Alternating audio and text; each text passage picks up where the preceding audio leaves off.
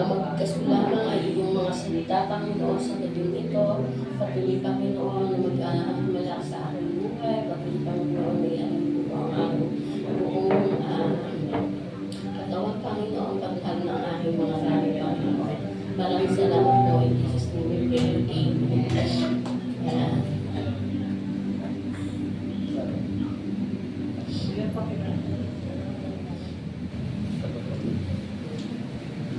Sabi nga po, no, sa Lucas 8:16, no,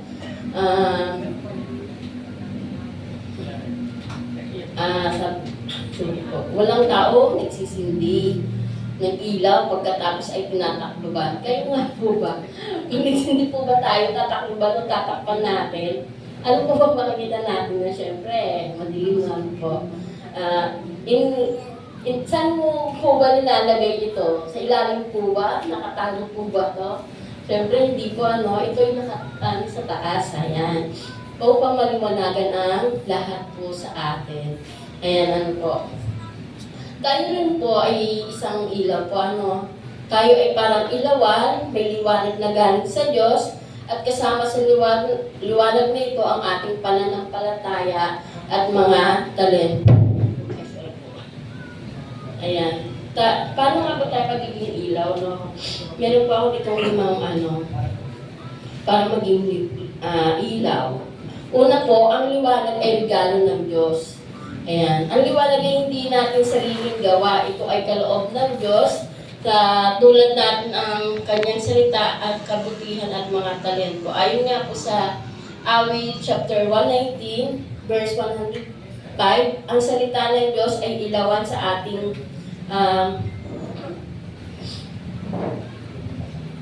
ibig sabihin, ang bawat isa sa atin ay may tinanggap na liwanag. Hindi tayo walang halaga, may layunin ang Diyos sa atin. Ayan.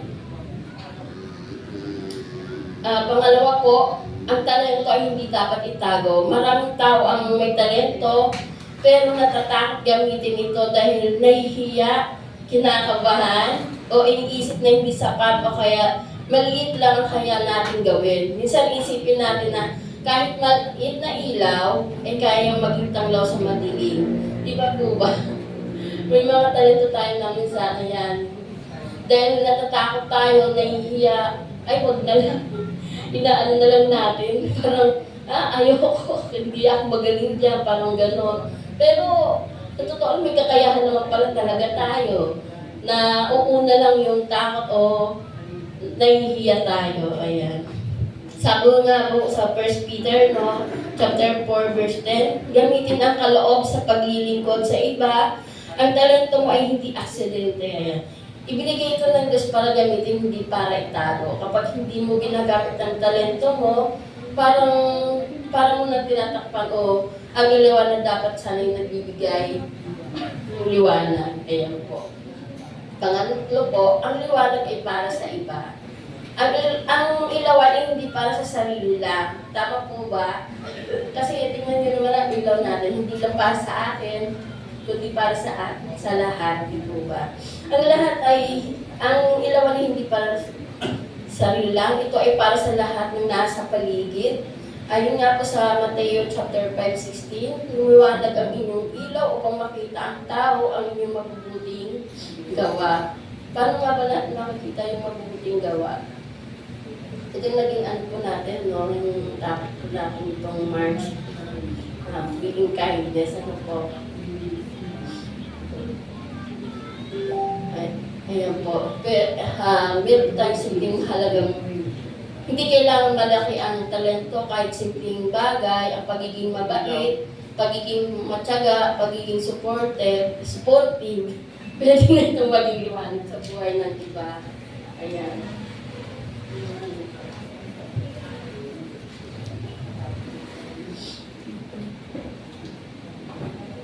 Ano nga ba ang nakakapagpatakip ng liwanag sa atin? Ayan.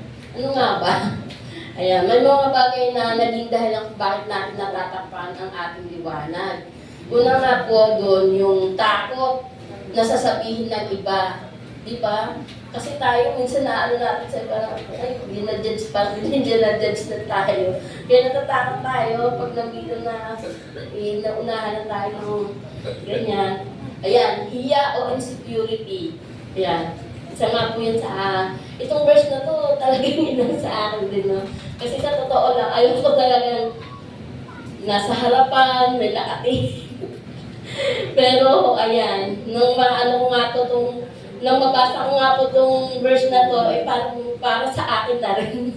Kasi talaga namang nawawala yung confidence ko. Ayan, pero ayan, salamat sa Diyos, no? Kasi sa verse nito, tinuruan po ako. Ayan, sabi niya. At pangatlo po, katamaran. Ayan. Katamaran. At pang-apat, kawalan ng tiwala sa sarili. Kaya minsan talaga, parang ano tayo, no? Nawawalan po ng tiwala sa sarili, no? Dahil sa mga nararamdaman natin na ito, natatakpan natin ang liwanag. Ayan po. Sabi nga po ito dito, tandaan po natin, hindi binigay ng Diyos ang talento mo o natin para sayangin, kundi para gamitin sa kanyang kaluwalhatian. Ayan. Di ba, totoo naman po, binigyan tayo ng Panginoon ng talento para lang itago, hindi ito ay ano natin, no? Huwag natin sayangin. Kasi sayang naman talaga, magaling ka naman pala, magsayaw, kumanta. Pero, itinago lang. Ayan, magsalita. Ayan, sabi nga po. Sa pangatlo po, paano paliliwanagin ang iyong talento? Una po, kilalanin ang talento mo. Ano nga ba ang talento mo? Ayan, magsayaw, gitara, arts. Ayan, kumanta. Marami po ang binigay sa atin ng Panginoon. Pero kahit iba-iba man to, pero ito ay isang liwanag. Ayan. Sabi nga, sanayin at paunlarin ito. Ayan. Halimbawa, akala natin, hindi natin alam yun, pero kailangan natin pag-aralin, sanayin. Doon natin malalaman, magaling pala tayo doon po. Ayan. Gamitin ito sa kabutihan. Ayan. Minsan nakakalungkot po, ano, meron talagang magaling magsalita. Anong mga budol-budol? Akala natin, ang gagaling nila magsalita, yung pala, ginamit nila sa masama na yung, panggagatso, yan. Huwag ganon. I-ano na lang po natin sa dito, Word of God. Nandito tayo sa harapan, gamitin natin ang talento na yun. Ayan. Ialay ito sa Diyos. Amen. Ayan. Tama po, di ba? Ialay na lang natin sa ating Panginoon ang ating talento.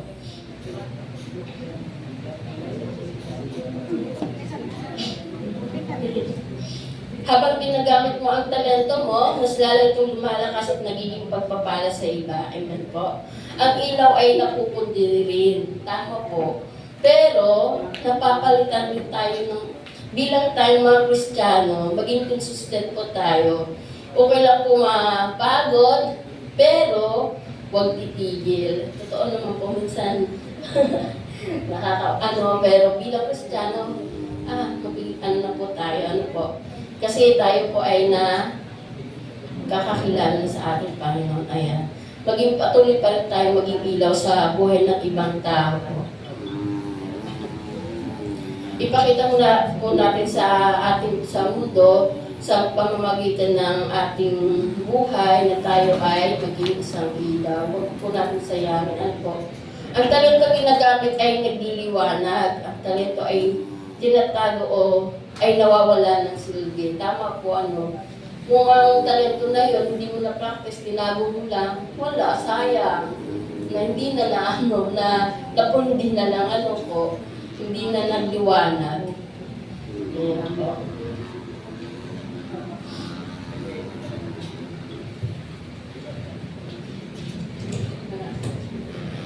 Ayan. Sabi nga po, ang talento mo ay maaaring magbigay ng inspirasyon.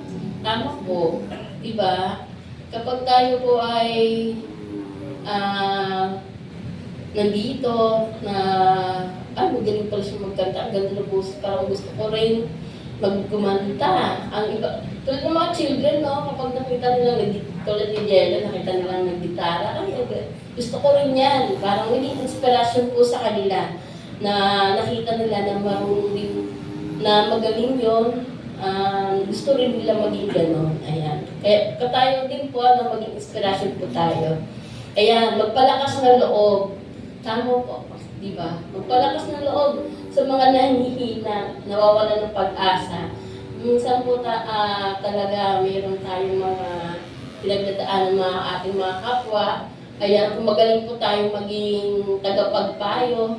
Kaya, tulad nga po kanina may nakakwento si Princess, merong kabataan na gustong tumalon sa jeep. 2 beses nilang, buti na lang, naharang. 2 beses siyang nag-attempt na tumalon sa jeep. So, pinabahan silang lahat. So, buti na lang naharang ng mga, mga ganyang tapang siguro depression o tayo kailangan, kaya bilang isang Kristiyano sa mga taong katulad, pwede natin kausapin, ayan, bigyan natin ng lakas ng loob. Sabi nga, sabi nga rin po, magdala ng pag-asa sa iba. Related din po doon. Maging pag-asa tayo sa mga nawawalan na ng sa kanilang buhay.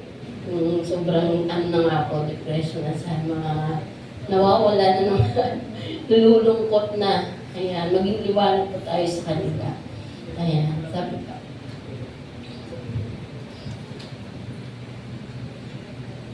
At kung talent mo ay pagtulong o pagiging maasikaso, tumulong ka sa nangangailangan, kahit sa simpleng pagbibigay ng oras, o pag-aalay. Dahil dito, makikita pa rin nila na may mabuti pa rin tayo, may mabuti pa rin tayong nagkakaroon sila ng pag-asa. May mabuti pa rin tao, kaya nagkakaroon sila ng pag-asa. Di po ba? Kapag tayo po ay tumulong sa mga nangangailangan, kahit simpleng pagtulong lang yon, ay nagkakaroon po sila ng pag-asa. Di po ba? Tulad ng mga, halimbawa, mga nasunugan, ayan. Di ba? Pwede tayong magbigay ng mga sleep goods, ano man pangangailangan nila. Ayan. O yun nga po sa mga nawawalan ng pag-asa. At sigit sa lahat, kung marunong kang magsilta o mag-share ng salita ng Diyos, sabi ko nga po kanina, nakakapagbigay ka ng pag-asa sa taong nawawalan ng direksyon sa buhay. Amen po. Kasi, yun nga po, kapag kayo ay nakakakinig ng mga magagandang salita ng Panginoon, na lahat naman po natin nakikita ito sa Biblia, o nababasa, lahat po sila ay nabibigyan ng direction sa buhay. Ayan. Sa Luke chapter 8 po at 17, sabi mo, walang natatago na di nalalantad at walang lihim na di mabubunyag. Uy, sino pa dito may lihim? Anong lihim yun? Ayan. Ayan, sabi nga po, ang mga gawa, salita at intensyon natin ay hindi man nakikita ng lahat. Sa ngayon, darating ang panahon na ang lahat ay ilalantad. Kawikaan chapter 10 verse 9. Ayan. Mamuhay ng tapat ay ligtas, ang mandaraya ay mabubunyag. Una nga po, walang bagay na natago sa ating Panginoon. Tama po. Lahat ng ating ginagawa o iniisip, sinasabi ay nakikita ng ating Panginoon. Ultimo bilang ng ating buhok, alam ng ating Panginoon. Di po ba? Sabi nga po sa Mateo chapter 10-30. Tama po. Kung tayo ay, sabi nga, extreme, kita niya lahat ng kalooban natin. Iniisipin nga, wala po tayong matatago sa Panginoon. Kaya, yan, sa mga lahat kung may tinatago, minsan tayo kasi nakikita natin paglabas ng puriga. Kaya Panginoon, hanggang kalooban natin, lahat ng nararamdaman natin ay nakikita. Ayan. Pangalawa po, may pananagutan. Lahat ng bawat aksyon na lihim na ginagawa ay may resulta sa tamang panahon. Lahat ay mabubunyag. Ayun nga po sa Lucas chapter 12 verse 2 to 2 to 3. Nothing is covered up that will not be revealed or hidden that will not be known. Same po ito sa Luke 8, chapter 17, ano po. At number 3 po, mamuhay ng tapat. Dahil hindi permanente ang lihim, mas mabuti na mamuhay ng tapat at may integridad. Ang ating Panginoon ang nakakaalam sa mga tapat na nagmamahal sa Kanya. Tama po, mas masarap pa buhay na may integridad. Kung taas noon na wala kang ginagawang mali, na walang tinatagong na lihim, ayan. Meron pa po ba tayo doon? Siguro nung bilang Kristiyano, wala na po, po. Kasi kung meron pa po, nakakatakot po pagdating sa kabilang buhay, doon po tayo i-judge. Hindi man natin bilang tao, hindi man tayo na dito, hindi nakikita ng tao, pero sa ating Panginoon, ayan, wala po tayong maitatago sa Kanya.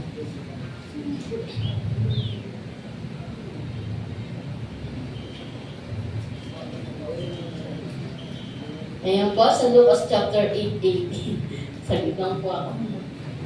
Kaya pagbutihin ninyo ang inyong pakikinig sapagkat ay mayroon ay ibibigyan pangunit, ang wala ay aalisan pati ng inaakala niyang nasa Kanya. Ayan. May ilan pa akong dito, no? Ang una po, mag-ingat sa pakikinig. Ayan. Pakinggan at sa buhay ang salita ng Diyos. Huwag lang basta makinig. Tama naman. Ayun nga po sa Lucas chapter 6:49.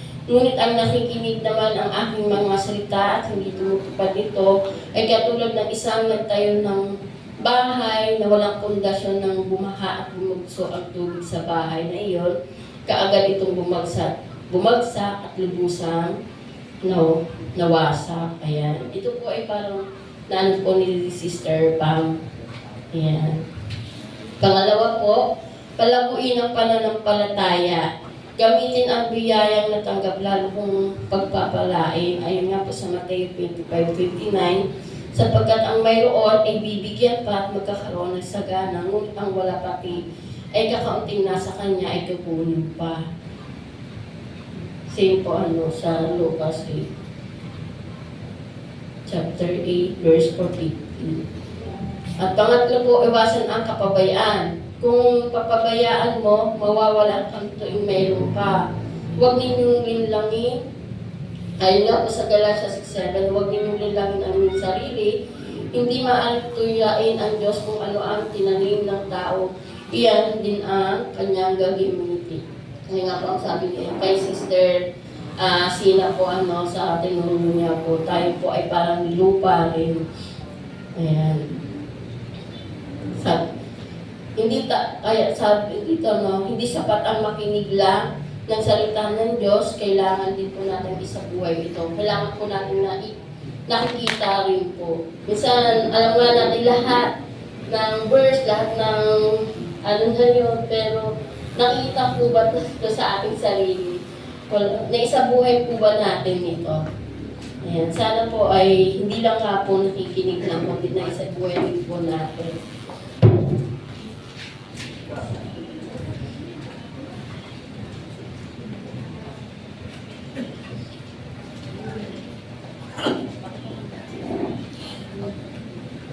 Ayan, kapag isinabuhay mo, ay natutunan po natin na mas lumalim pa ang pagkakaunawa natin. Pero kapag puro pakinig lang, walang gawa, para tayong ilaw na unti-unti, humihina, hindi tayo nahusga sa dami nating alam, di po ba? Kundi sa dami ng isinabuhay natin o nakikita sa atin ito kung paano natin na isabuhay. Kaya ayan, maraming salamat po sa Panginoon, conclusion na po ako. Ayan, meron po tayo dito na tinawag tayo ni Jesus sa 3 bagay. Sabi, ang unang nga po ay maging ilaw, huwag itago ang kabutihan. Pangalawa, mamuhay ng tapat. Piliin ang tama kahit walang nakakakita. Pangatlo po, makinig na may gawa, isabuhay ang salita. Kung magiging ilaw tayo, may magbabago una sa ating sarili at sa mga taong nasa paligid natin. Naway maging ilaw tayo saan tayo dalhin ng ating Panginoon. Kaya sabi nga po, ang ilaw ay para magliwanag at ang pakikinig ay para isabuhay. Ayan po. Maraming salamat po sa bawat isa. Sige po, tayo manalangin. Yes, Lord, hallelujah, Jesus, Panginoon. Maraming salamat po, Panginoon, sa gabi ito, Panginoon, sa pagsama, Panginoon, sa akin, Panginoon. Patuloy, Panginoon, na maging ilaw nga po kami, Panginoon, sa sanlibutan, Panginoon. At patuloy po nga po, Panginoon, na isabuhay namin ang iyong salita, Panginoon, at ma-apply namin ito sa aming sarili ko. Maraming salamat po, Panginoon. Ito po ang aming samot na langin sa pangalan ni Jesus. Amen. Amen. Dako na po tayo sa